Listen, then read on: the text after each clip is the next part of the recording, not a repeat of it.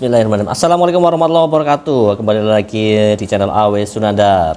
Oke, kita di sini akan bahas sepak bola bareng ya. Nah, kita juga bisa saling sharing, kita juga bisa saling komen, dan jangan lupa untuk saling like, share, dan juga subscribe. Dan teman-teman sekalian, seperti yang kita ketahui, semalam pertandingan terakhir persahabatan atau friendly match dalam rangka persiapan timnas Indonesia menghadapi Piala Asia yang berlangsung di Qatar. Semalam Indonesia kembali menelan kekalahan dari lawannya. Kali ini Indonesia dilumat oleh Iran 5 gol tanpa balas. Dan gol-gol yang dicetak oleh yang pertama yaitu Saman Ghoddos, kemudian yang kedua Zobeh Sesmi, kemudian yang ketiga Saman Falah, dan itu dicetak di babak pertama. Kemudian di babak kedua Indonesia kembali harus dihujani gol dengan 2 gol tambahan tanpa balas ya, melalui Mehdi Ghayedi yang mencetak brace pada malam tadi. Oke, ini hasil yang secara pertandingan memang cukup mengecewakan ya. Namun setelah pertandingan Coach Sintayong mengatakan bahwa permainan Indonesia sebenarnya cukup bagus, cukup baik. Hanya saja memang Indonesia kebobolan lagi melalui kesalahan pemain belakang sebanyak 3 kali. Ini menjadi PR yang besar ya buat Coach Sintayong, apalagi waktunya sudah mepet. Tinggal 5 hari lagi kita harus menghadapi Irak di laga pertama di Qatar ya. Dan semoga nanti kedepannya bisa diperbaiki kesalahan-kesalahan elementer. Kita nggak tahu kesalahan apa yang diperbuat, mungkin passing, atau mungkin bisa jadi gol bunuh diri, atau mungkin antisipasi dari pemain belakang. Yang jelas ini harus segera dibenahi. Walaupun memang dari awal sebelum pertandingan ekspektasi saya tidak terlalu tinggi pada timnas, karena ya harus realistis juga ya. Iran di posisi King FIFA 21, sementara Indonesia 146 ya. Cuman berharap saja semalam tidak dipantai, tapi kenyataannya memang Indonesia dilumat 5-0 oleh Iran. Sintayong mengatakan bahwa pertandingan berjalan dengan baik, pemain bekerja dengan sangat keras dan juga menjalankan instruksi pelatih.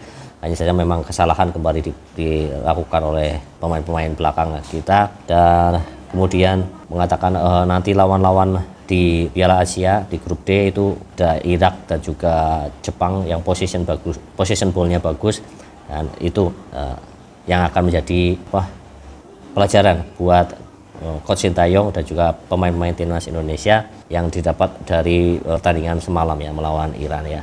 Jadi karena Iran position ball-nya juga bagus, pressingnya sangat bagus, hampir mirip seperti Jepang. Kalau kemarin Libya mungkin hampir 11-12 sama Irak, sekarang Iran 11-12 dengan Jepang ya permainannya ya.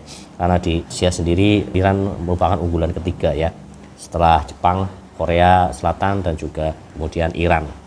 Jadi ini tim yang memang merupakan salah satu unggulan Piala Asia kali ini. Semalam susunan pemainnya untuk timnas Indonesia masih sama ketika terakhir melawan Libya di pertandingan kedua melawan Libya.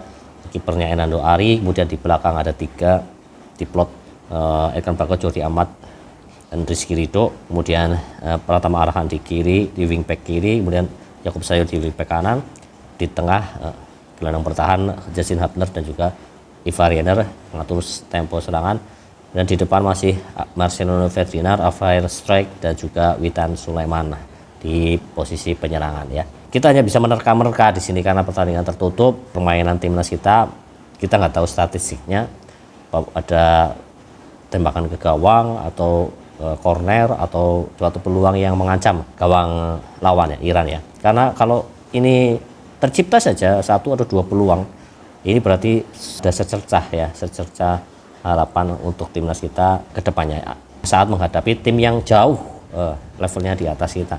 Dan ini untuk pemain Indonesia seperti yang kita ketahui, line up-nya sama seperti terakhir lawan Libya, dan mungkin ini yang nanti akan dipakemkan oleh Coach Sintayong menghadapi Irak di awal laga Piala Asia nanti ya. Match pertama lawan Irak mungkin ini, karena sangat riskan lagi kalau Sintayong merubah lagi formasi, merubah lagi komposisi pemain saat menghadapi tim-tim yang berlaga di Piala Asia nanti, karena waktu sangat mepet.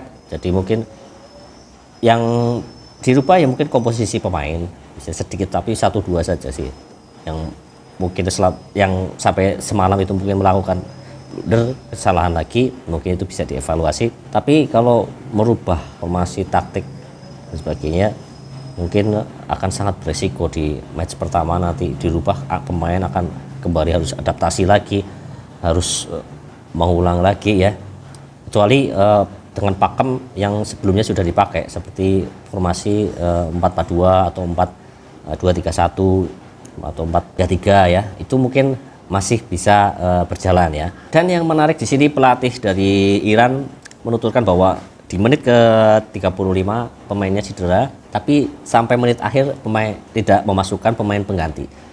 Katanya sih alasannya untuk mencoba mental pemain-pemainnya ya, gimana saat mereka bermain dengan 10 pemain, pressingnya gimana, menghadapi pressing dari lawan yang jauh secara kuantitas pemainnya lebih banyak ya, masih komplit 11 pemain ya, lawan 10 pemain. Katanya untuk ngetes pemainnya, tapi nggak tahu juga, semoga sih bukan karena meremehkan ya, karena ini ya kalau menurut saya sih agak nggak fair play ya, kecuali kalau pergantian, kalau resmi pergantiannya sudah habis, cedera nggak bisa diganti lah, itu baru nggak masalah. Tapi kalau misal sengaja gitu ya agak-agak kok kayak agak meremehkan gitu ya. Tapi ya sudah, itu strategi dari pelatih Iran ya, biarin aja, itu strategi dari mereka. Dan yang pasti dari hasil pertandingan ini kita harus belajar, benar-benar belajar seperti yang dikatakan Jordi Amat, bahwa pertandingan kemarin itu melawan Iran sangat-sangat membuat kami belajar banyak ya, dan waktunya sangat mepet untuk belajar lagi. Pertandingan pertama nanti harus minim kesalahan elementer, minim kesalahan pribadi ya. Jadi timnas Indonesia nanti bisa meraih hasil maksimal di match pertama dan match kedua. Kalau match ketiga lawan Jepang ya kita realistis saja lah, jangan dibantai gitu ya, gitu aja sih.